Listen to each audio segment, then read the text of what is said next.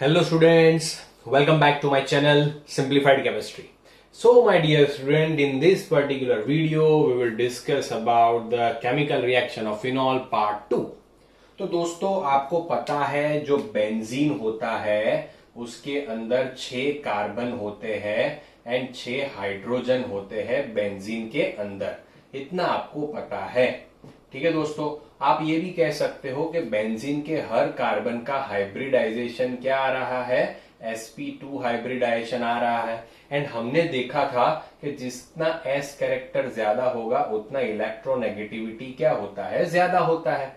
Okay, तो sp3 में s character कितना है, 25%. sp2 में s कैरेक्टर कितना है, 33%. एंड sp के अंदर s कैरेक्टर कितना है, 50%. तो आप आराम से कह सकते हो कि sp2 है तो उसके अंदर इलेक्ट्रोनेगेटिविटी ज्यादा होगी. तो मैं इन शॉर्ट कह सकता हूं कि ये जो है बेंजीन है वो एक पाई इलेक्ट्रॉन रिच सिस्टम है, पाई इलेक्ट्रॉन रिच सिस्टम है. ठीक है, जिसके पास सारे कार्बन का हाइब्रिडाइजेशन sp2 है. अभी हम फिनॉल की बात करते हैं दोस्तों, तो इसे समझिएगा फिर सारी रिएक्शन आप कर पाओगे. अगर फिनॉल की बात करते हैं तो ऑक्सीजन के ऊपर पार्शियली नेगेटिव चार्ज, हाइड्रोजन के ऊपर पार्शियली पॉजिटिव चार्ज. तो खाली इधर हमने क्या किया, हाइड्रोजन का सब्स्टिट्यूशन OH से किया है, उसे ही फिनॉल कहते हैं. ओके, एंड फिनॉल जो होता है वो कौन सा इफेक्ट शो करता है, प्लस आर इफेक्ट शो करता है. तो प्लस आर इफेक्ट जो भी शो करता है वो कहां पे होता है, ऑर्थो एंड पैरा पे ही डोमिनेटिंग होता है. इट मीन सारी प्रोडक्ट्स वो कहां पे देगा, मेजोरिटी केस में ऑर्थो एंड पैरा पोजीशन पे देगा. इट मीन्स होता क्या है कि जब रेजोनेंस होता है ये OH plus R group means क्या होता है कि देखिएगा, तो ये जो ऑक्सीजन है फिनॉक्साइड आयन है अपने से दूर इलेक्ट्रॉन को फेंकता है, इसीलिए उसे प्लस आर इफेक्ट कहा जाता है. तो ये इलेक्ट्रॉन उसने दूर फेंका, यहां से इलेक्ट्रॉन बाहर निकले. समझ लेना, मैं फिर से समझा रहा हूं, मैंने ऑलरेडी ये समझा दिया है.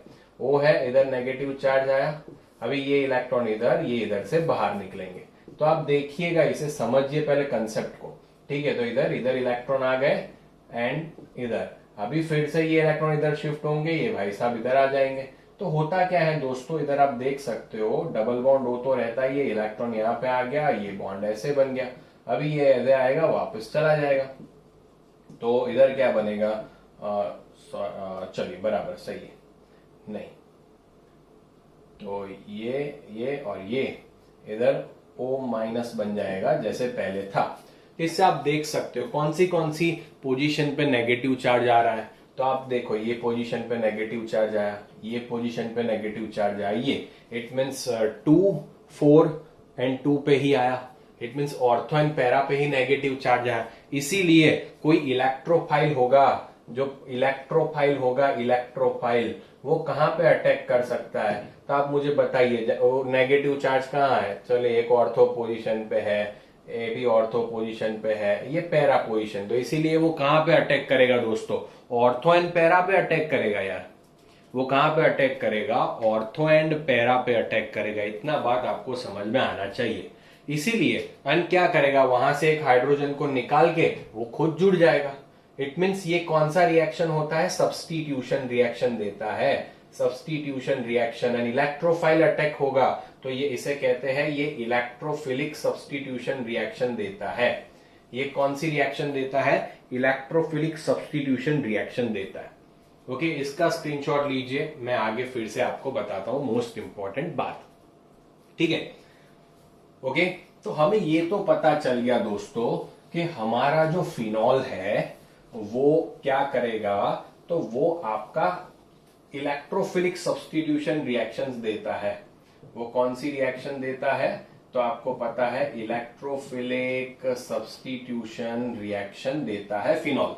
ओके, मोस्टली कहां पे प्रिफर होता है, तो कि भाई ऑर्थो एंड पैरा पोजीशन पे ही जनरली प्रोडक्ट मिलते हैं.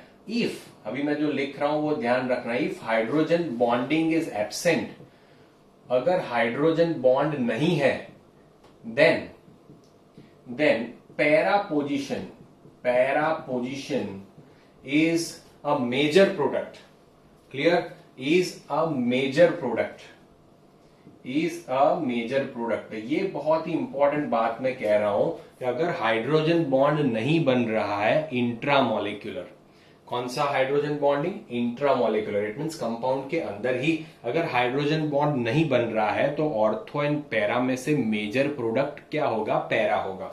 इट मींस मानिए ऐसा कोई कंपाउंड है, इधर OH है, इधर भी हमने OH लिया है, समझिएगा, ठीक है, ओके। तो इधर एक Br है एंड एक Br इधर है, तो हमारा पैरा वाला जो पोजीशन है वो हमारा मेजर प्रोडक्ट होगा, ठीक है। तो जो पैरा वाला पोजीशन है वो हमारा मेजर प्रोडक्ट होगा। तो क्यों ऐसा, पैरा पोजीशन हमारा मेजर प्रोडक्ट क्यों रहता है, ऑर्थो क्यों नहीं होता है? क्योंकि इसमें आप देख सकते हो ये दोनों एक दूसरे से दूर है, एक दूसरे से दूर है तो वो स्टेरिक हिंड्रेंस नहीं लगता है। स्टेरिक, ये एक दूसरे से नजदीक है तो स्टेरिक हिंड्रेंस ज्यादा होता है, उन दोनों के बीच में इलेक्ट्रॉन इलेक्ट्रॉन के बीच में रिपल्जेंस ज्यादा रहता है, ठीक है। क्राउडिंग इधर ज्यादा है, इधर क्राउडिंग कम है। स्टेरिक हिंड्रेंस मींस क्राउडिंग, तो ये क्राउडिंग कम है, इसके लिए ये मेजर प्रोडक्ट मिलता है। तो पैरा पोजीशन मेजर मिलेगा, ठीक है, समझ लेना, पैरा पोजीशन आपको मेजर प्रोडक्ट मिलेगा due to steric hindrance. Due to क्या होगा, स्टेरिक हिंड्रेंस। अभी बहुत सारी इलेक्ट्रोफिलिक सब्स्टिट्यूशन रिएक्शन हमने बेंजीन में देखी थी, वही रिएक्शंस हमें इधर करनी है, वही रिएक्शंस हमें करनी है। हम पहले से स्टार्ट करते हैं नाइट्रेशन से।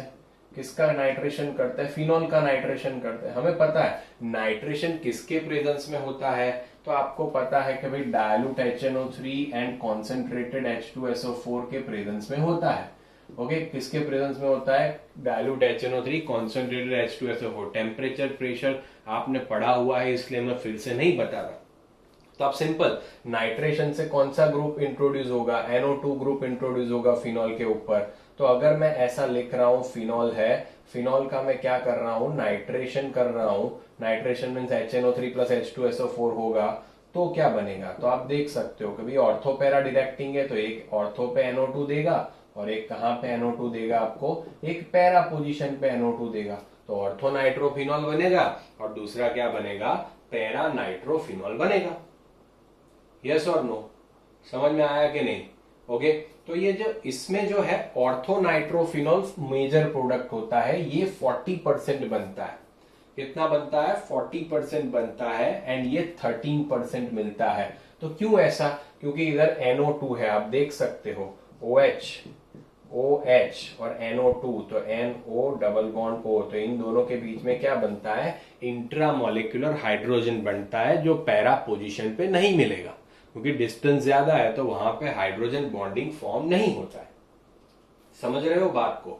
अगर आप ये दोनों मिक्सचर मिला, वो मिक्सचर का फिर से नाइट्रेशन कर रहे हो, समझ में आ गया ना क्यों मेजर प्रोडक्ट मिल रहा है। तो मैंने इधर कंडीशन लिखा है, the hydrogen bond is absent, अगर प्रेजेंट है तो वो ही अपना ज्यादा मेजर प्रोडक्ट बनने वाला है। अगर फिर से हम नाइट्रेशन करें, फिर से नाइट्रेशन करें, तो एक ही कार्बन के ऊपर हमें 2 NO2 मिलते हैं, 2,4 डाइनाइट्रोफिनॉल मिलता है। क्या मिलता है, 2,4 डाइनाइट्रोफिनॉल मिलता है दोस्तों। एंड अगर फिर से नाइट्रेशन करें, आप फिर से उसका नाइट्रेशन करें, तो सारी ortho and para position occupy हो जाती है। तो ये NO2, ये NO2, ये NO2, ओके, क्योंकि इधर इलेक्ट्रोफाइल कौन सा है, अपना इलेक्ट्रोफाइल NO2 प्लस है, नाइट्रोनियम आयन। पता है ना, ये बेसिक चीजें 11th में पढ़ के आए हो, इसलिए बार बार नहीं सिखा रहा हूं। तो NO2 प्लस कहां पे अटैक करेगा, तो जहां पे नेगेटिव चार्ज होगा, कहां होगा, ऑर्थो पैरा ऑर्थो, इतने जगह पे है। तो ये 2,4,6 ट्राइनाइट्रोफिनॉल कहते हैं इसे क्या कहा जाता है दोस्तों, 2,4,6 ट्राइनाइट्रोफिनॉल। एंड इसका नाम होता है पिक्रिक एसिड। इसे हम क्या कहते हैं, पिक्रिक एसिड कहते हैं दोस्तों। क्लियर? तो ये बहुत ही इंपॉर्टेंट है, इसे आपको याद रखना पड़ेगा। इसे क्या कहते हैं, पिक्रिक एसिड कहते हैं। एंड अगर आप concentrated HNO3 and concentrated H2SO4 लेते हो, ये बहुत ध्यान से याद रखना, अगर कॉन्सेंट्रेटेड HNO3 कॉन्सेंट्रेटेड H2SO4 लो, तो सीधा फिनॉल में से ये बना सकते हो, सीधा फिनॉल में से ये बना सकते हो। 2,4,6 ट्राइनाइट्रोफिनॉल एक्सेस में ले रहे हो या तो कॉन्सेंट्रेटेड यूज कर रहे हो, तो अगर आपको पूछा जाए कि भाई फिनॉल में से पिक्रिक एसिड बनाइए, तो सीधा हो गया कॉन्सेंट्रेटेड HNO3 H2SO4। 2 स्टेप में पूछा हो तो ऐसे करना है। सिंपल है दोस्तों, इसमें कुछ नया नहीं है, जो हमने पढ़ के आया है वो ही पढ़ना है, इधर कुछ ऐसा नया नहीं है। अभी एक बात आपको बतानी थी, पहले मैं ये जाने दे रहा हूं, स्क्रीनशॉट ले लो। तो अगर हम इसको अलग करना हो, तो फ्रैक्शनल डिस्टिलेशन से कर सकते हैं।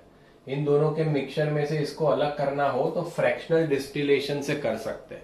तो आप मुझे बताइए किसका बॉइलिंग पॉइंट, फ्रैक्शनल डिस्टिलेशन तो पता है ना आपको कि भाई एक अपने फ्लास्क लेते, उसमें दोनों लिक्विड को भर दिया है हमने, फिर यहाँ पे हमने कंडेंसर लगा दिया एक दूसरा इधर, तो हम इसको हीट कर रहे हैं, दिख रहा है ना। ओके, हम उसको हीट कर रहे हैं। तो भाई जिसका बॉइलिंग पॉइंट ज्यादा होगा वो कम होगा, जिसका बॉइलिंग पॉइंट कम होगा वो पहले से निकल के इधर जमा हो जाएगा, एंड जिसका ज्यादा होगा वो इसमें रहेगा। तो मैं ऐसा कह रहा हूं कि ऑर्थोनाइट्रोफिनॉल जो है, बराबर, ऑर्थोनाइट्रोफिनॉल वो इसमें जाएगा एंड पैरानाइट्रोफिनॉल इसमें रहता है। तो कैसा ऐसा क्यों हो रहा है, तो देखिए। ओके, तो इसको समझिए, मैं क्या बोल रहा हूं कि ऑर्थोनाइट्रोफिनॉल जो है, मेरी बात आप समझिएगा मैं क्या बोल रहा हूं आपको, ठीक है। कि जो ऑर्थोनाइट्रोफिनॉल है दोस्तों, ओके, तो ऑर्थोनाइट्रोफिनॉल है, उसका जो बॉइलिंग पॉइंट है वो कम है। ऑर्थोनाइट्रोफिनॉल का बॉइलिंग पॉइंट कम है पैरानाइट्रोफिनॉल से। तो क्या सर ऐसा क्यों, उसमें तो हाइड्रोजन बॉन्डिंग है, आपने तो बताया ऑर्थो पोजीशन पे हाइड्रोजन बॉन्डिंग बनता है। तो यही रीजन है दोस्तों। जनरली हम मिक्सचर लेते हैं तो एक से ज्यादा पैरानाइट्रोफिनॉल होते हैं उसके अंदर। ओके, तो पैरा पे इधर क्या होता है, नाइट्रोफिनॉल। अभी दूसरा इधर भी कोई पैरा पोजीशन होगा तो OH, और इधर भी क्या बनेगा, एन डबल बॉन्ड O। तो इन दोनों के बीच में क्या बनेगा, हाइड्रोजन बॉन्ड बनेगा।